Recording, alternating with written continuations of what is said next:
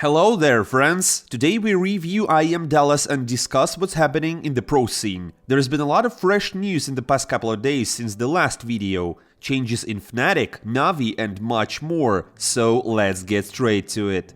First, traditionally are changes in the teams, although they're not yet official. According to German insider CS Leaks, Kairon will move to BIG. Moreover, not to the main team, but to the academy. It's quite unexpected coming from the main roster of Virtus.pro to the academy. However, Kairon himself denies it all. He says not to believe what is written on the internet, and yes, that's basically true, but the problem is that players often deny rumors from insiders and then actually move to the teams that they were rumored about. For example, recently we talked about Boros in OG. The player denies all these rumors, but his teammate Demq hints that he might leave the team. Here's what he said in an interview with cover.gg. Maybe, I don't know. The organization knows more about that. I don't know how it will turn out. If they pick him up, then yes, there will be some chances. But if they don't, we'll continue playing with our current roster. My position is that no one is irreplaceable. We see that on the tier 1 scene. There are some reshuffles happening. Vitality, for example, made some grandiose changes. They swapped a lot of people, 2 players, a coach, and voila, they won EPL Season 17 and the Major. Of course, it would be nice to play with the same roster, but we don't talk about it because it won't affect anything. If they buy Boros, then they buy him. If they don't, then they don't.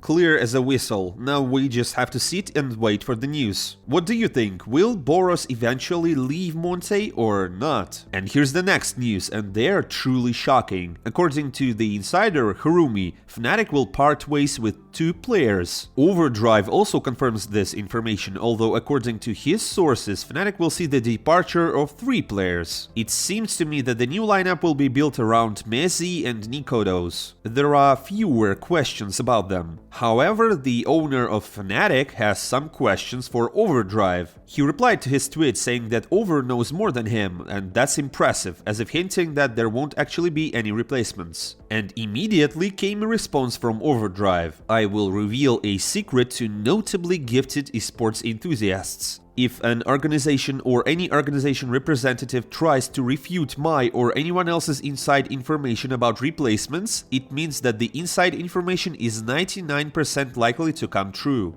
The only way it may not happen is if they fail to reach the agreement or find options to strengthen their rosters. And you know what happens next? Just like in an advertisement, a perfect example comes right away. We recently discussed that Degster would leave OG, as mentioned by Harumi and later confirmed by Overdrive. Degster himself posted a video saying that even though he doesn't know about his transfer, the insides supposedly know everything. And yesterday, Degster tweeted this, basically saying that he finally regained access to his business email. Many interpret it as being open to any offers. In the comments, people are suggesting that he should join Team Liquid. What do you think? Will Degster join a new team, or will he stay with OG? Where would you like to see him go? Share your thoughts in the comments below. Let's move on, and the Brazilian scene awaits. Probably the most significant transfer in recent times. As I mentioned before, Fallen may join Furia, and the Dust2 website confirms it. They write that he has already agreed, and Fer will also join him. This is truly unexpected. They're bringing back the old Fer, 2 veterans, alongside the solid young talents Yuri and Kairon. This could potentially form a strong lineup. What do you think? Does Furia have a future with this roster? The next news is about Hampus. He stated that he wants to make a comeback. Rumor has it that there's a tiny possibility he might return to the NIP main lineup, but it's highly unlikely. Nonetheless, he has entered the market and is open to considering any offers. And now, finally, a little bit of official information. ESC Gaming has introduced Monte to their new roster. Previously, they had already announced Edward and Markelov. Well, the old guard is together again. This tag hasn't officially played anywhere since May last year,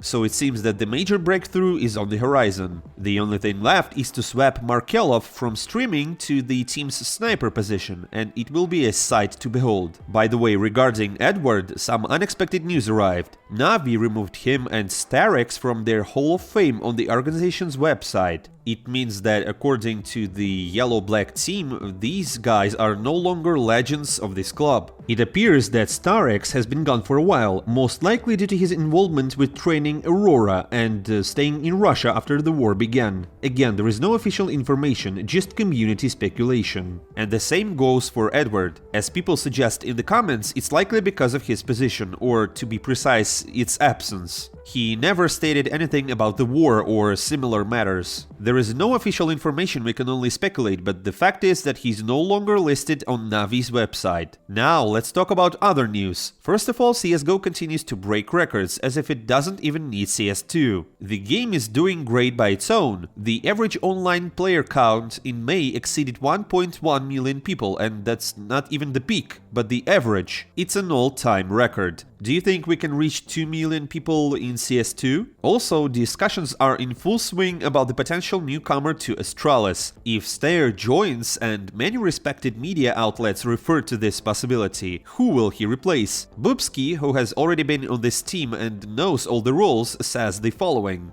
So, for roles to make sense, I think it will play out like this, if the story is true. Minus Glaive plus Stair and BlameF IGL, or minus BlameF plus Stair. Many will probably assume minus Buzz or Altax, but role-wise Stair is better suited for other positions. Just my take, I might be completely wrong. My theory is also based on financial statements. BlameF, Device and Glaive are obviously the highest paid players in Astralis. In order to get their statements better, they probably need to cut on spendings. Stair would probably only need 35-50% of their current salary to sign. Well, guys, do you really believe it? Could they remove Glaive, or it will be someone else? Write your thoughts in the comments. And of course, Cloud9 couldn't go unnoticed.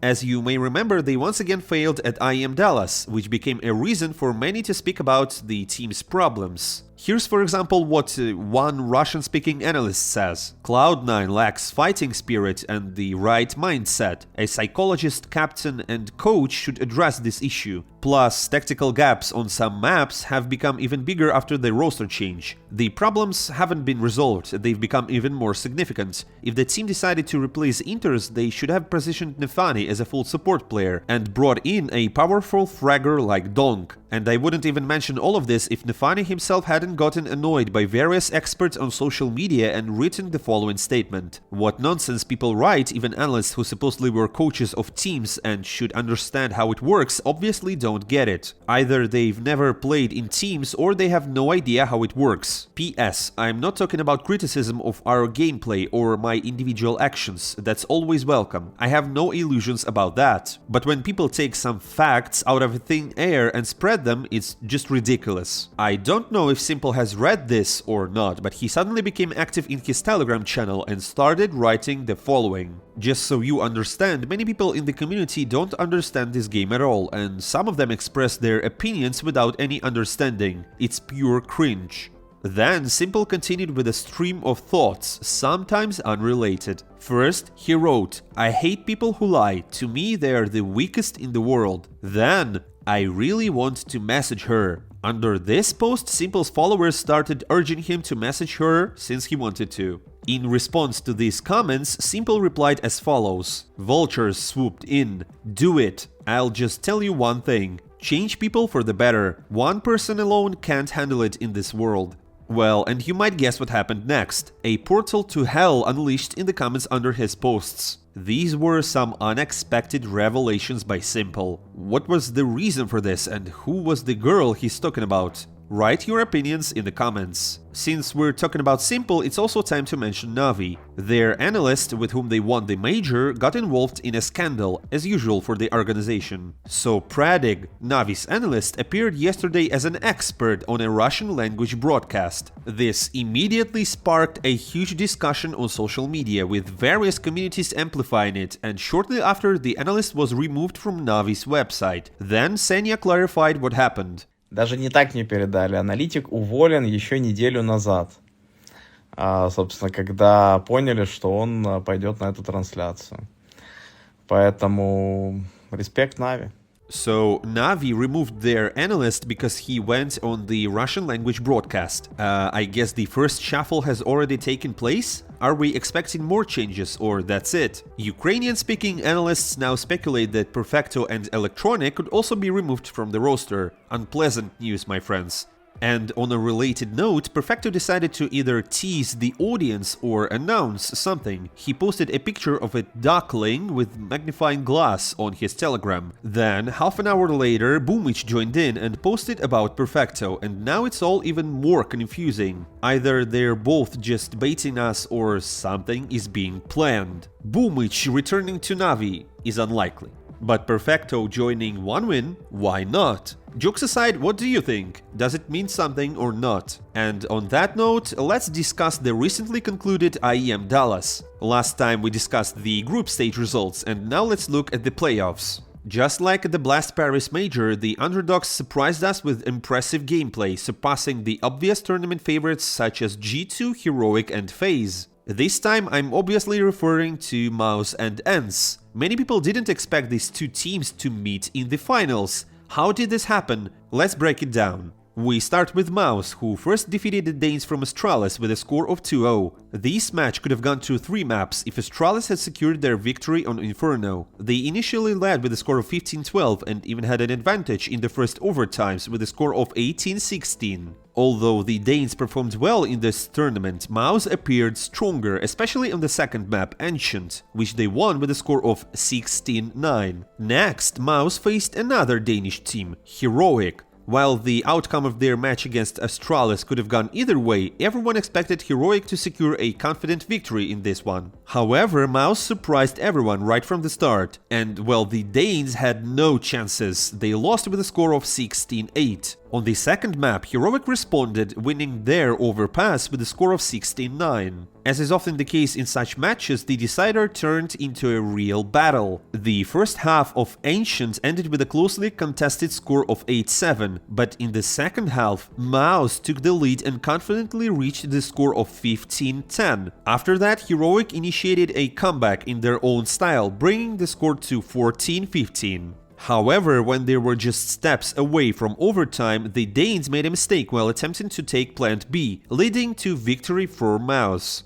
The impressive performance by MOUZ took them to Tier 1 tournament finals for the first time in 3 years. They deserve congratulations for this achievement, both the team and the organization. But before the finals, let's move to the lower bracket. G2 and FaZe Clan faced each other in the quarterfinals. Despite the match going to 3 maps, the close battle was only seen on the first map, Ancient, where G2 won with a score of 16-14. After that, FaZe responded with confident victories on Inferno 16-6 and Mirage 16-10. It honestly wasn't an intense showdown that many expected from this match. Honestly, G2 continues to disappoint their fans. Ever since their impressive victory at IEM Katowice in February, the team has been on a decline and playing below their usual level. Obviously, after such results, rumors have started circulating once again that G2 is considering replacing Huxi. But I believe these are just rumors, and the problem is unlikely to be connected only with him. Friends, what do you think is the issue with G2? Anyways, let's move on to the semifinals, where FaZe faced ENCE. This match followed a similar script to the Heroic MOUZ match. The teams easily exchanged victories on their respective map picks, Mirage 16-8 and Anubis 16-6. But what happened on the third map, Ancient, was simply incredible. FaZe and ENCE played out 5 series of overtimes. It had everything. Insane clutches and comebacks of 3 rounds in a row. It seemed like this madness could go on forever. But then ENCE won a series of 4 rounds and finished this marathon called Ancient with a score of 31-28. It was a well-deserved victory and a deserving spot in the final for Snappy and his team. By the way, this is the 3rd final for ENCE in Dallas in the last 4 years. They seem to be the kings of Dallas or something. And the 3rd attempt proved successful for Snappy and his team. ENCE confidently defeated MOUZ in the finals with a score of 16-9 on Mirage and 16-10 on Nuke, claiming the champions title at the IEM Dallas 2023. Finally, Snappy, the veteran player, won his first Tier 1 tournament. This is also a significant achievement for the ENCE organization, as their last LAN victory was in 2019 with a fully Finnish lineup. It's also worth mentioning Sampayos, as he became the first Spanish player to receive the MVP award at a Tier 1 tournament. Congratulations to the guys on their well-deserved championship. And please, don't forget about Mouse, the young guys who led their organization to the first final in 3 years. Clearly, the team is moving in the right direction, and who knows, maybe their roster will soon consistently compete for titles. So that's how the championship in America ended, and it turned out to be much more exciting and intense than many expected. It's a pity that the final was a bit of a disappointment though. Now we have Blast in Washington ahead of us. This championship will be the last of the season, and perhaps even in CSGO altogether. We'll see. Thank you for watching. Subscribe to the channel so you don't miss anything CSGO related. Well, and I won't say goodbye for a long time. See you soon.